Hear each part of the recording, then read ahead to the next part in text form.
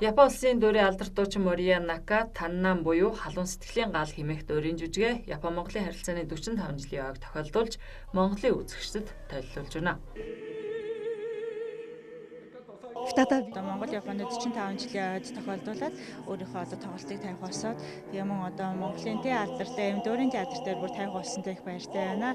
Иргэжил Японы алдартай Фужисан гэж уул эдгтэй. Тэгээ уул бас Монгол байдгүй ч гэсэн том далай тэр өргөн удам нутгийг хамарсан гэдэг тэр утгаараа сэдвэрээ бид бас иргэжил оролцох гэсэн бодолтой байгаа. Бас Японы алдартай Таннан гэдэг дуур байгаа тий.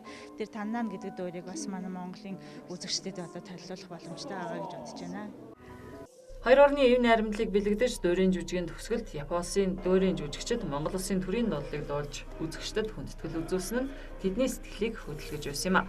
5 үзэгдлээс бүрдэх уг дуурийн жүжигийг хамтран тоглохоор Япон улсаас Мориа Накагаас гадна 27 дуурийн жүжигчийн хүрэлцэн ирсэн байна. Мөн энэхүү дуурийн жүжигээс гадна дуурь бүжиг Эрдмийн театрт үргэлжилж байгаа соёлын наадмын үеэр Японы сайн чанарын хүнсний бүтээгдэхүүн үйлдвэрлэдэг байгууллагууд бараа бүтээгдэхүүнээ үзэсгэлэн болгон гаргасан байна.